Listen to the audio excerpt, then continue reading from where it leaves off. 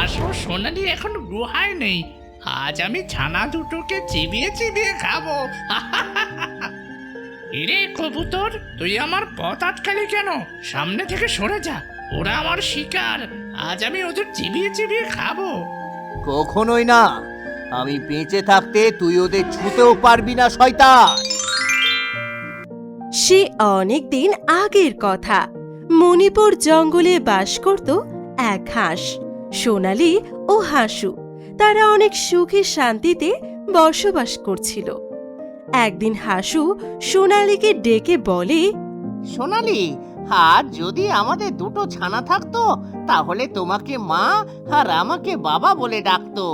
Pack প্যাক প্যাক pack, আমাদের বিয়ের 2 বছর হয়ে গেল, আজ পর্যন্ত একটা ডিমও পারতে পারলাম না। কি হতভাগা কপাল আমাদের। এই কথা বলে সোনালি মন খারাপ করে জঙ্গলের ভিতরে চলে গেল।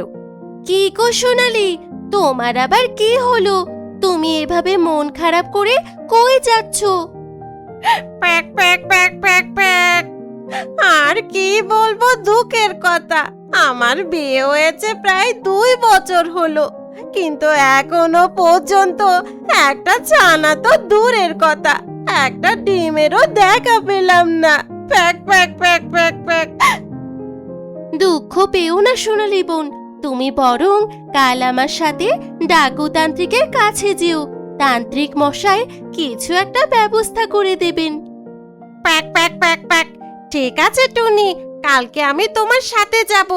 আজকে তাহলে আসি, কাল দেখা হবে।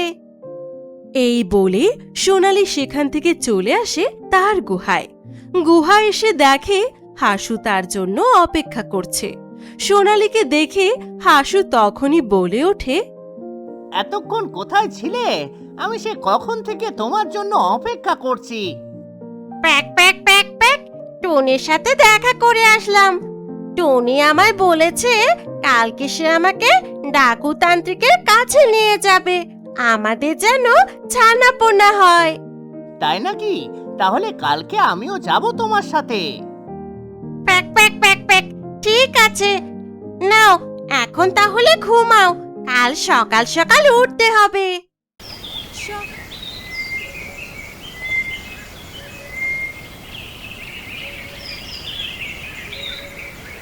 সকালে ঘুম থেকে উঠে সোনালি আর হাসু রওনা হলো টুনির কাছে।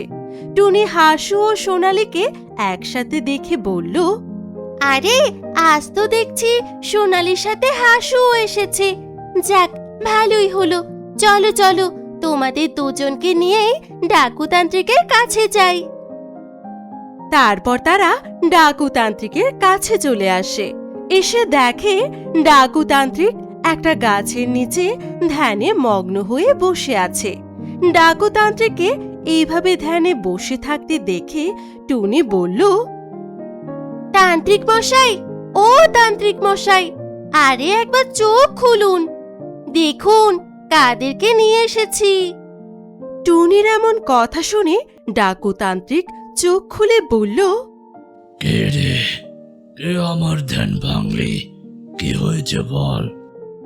অপরাধ নেবেন না তান্ত্রিক মশাই, আমি টুনি, আর এ হচ্ছে হাসু ও সোনালি। আমরা মণিপুর জঙ্গল থেকে এসেছি। আমার কাছে কেন এসেছিস? কি চাই তোদের? প্যাক প্যাক প্যাক প্যাক, তান্ত্রিক মশাই, বড় বিপদে পড়ে আপনার কাছে এসেছি। আমার আর হাসুর বিয়ে হয়েছে আজ প্রায় 2 বছর হলো, কিন্তু এখনো কোনো ছানা হয়নি। আমাদের যদি আপনি কিছু একটা করতেন। আমি বুঝতে পেরেছি তোমাদের সমস্যার কথা। তবে শোনো, জানা হওয়া আর না হওয়া সবই উপরওয়ালার ইচ্ছা। তবে এই নাও একটি পদ্ম ফুল। আগামীকাল সূর্যোদয়ের সময় এই ফুল তুমি খাবে। আশা করি উপরওয়ালা তোমার মনের আশা পূরণ করবেন। তান্ত্রিক মশাই সোনালির হাতে পদ্ম ফুলটা দিল। তান্ত্রিক মশাই, আপনি এখন তাহলে আমরা আসি। এইভাবে কেটে যায় বেশ কিছুদিন। একদিন সোনালি ঘুম থেকে উঠে দেখে প্যাক প্যাক প্যাক প্যাক, ওগো ওগো, কি সুন্দর একটা ডিম দেখেছো? ওপরওয়ালা এতদিনে আমাদের দিকে তাকালেন। আমি যাই, এই খুশির সংবাদটা টুনিকে দিয়ে আসি। দেখতে দেখতে সোনালি আরো একটি ডিম পারে। বেশ কিছুদিন পর তাদের বাচ্চাও বের হয়। প্যাক প্যাক প্যাক প্যাক, ওগো দেখেছো? কত সুন্দর দুটো ফুটফুটে ছানা বের হয়েছে। উপরওয়ালা আমাদের দিকে তাকিয়েছে, তা না হলে এত সুন্দর ফুটফুটে ছানা হয়। চলো এখন ছানাদের জন্য খাবার সংগ্রহ করে নিয়ে আসি।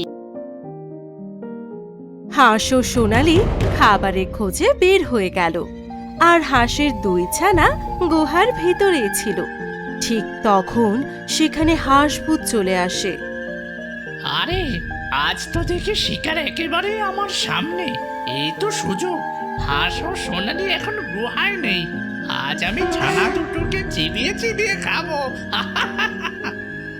তারপর হাঁসভূত ধীরে ধীরে হাঁসের গুহার দিকে এগিয়ে যায়, আর এদিকে একটা কবুতর হাঁসভূতকে গুহার দিকে যেতে দেখে।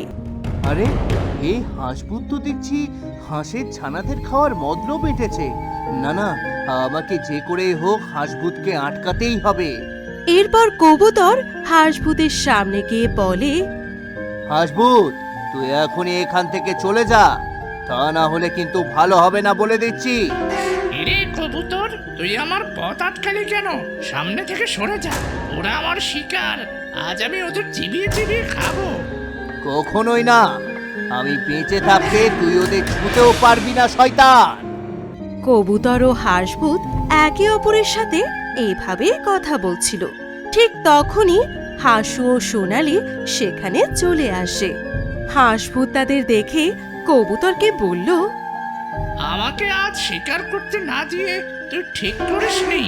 আমি আবার আসবো। দেখি তোরা কতক্ষণ আমার হাত থেকে ওই ছানাদের বাঁচিয়ে রাখিস। তারপর হাঁসভূত সেখান থেকে চলে যায়, আর হাঁসু ও সোনালি কবুতরকে ধন্যবাদ জানায়। প্যাক প্যাক প্যাক প্যাক, কবুতর ভাই, তুমি না থাকলে আজ যে কি হতো!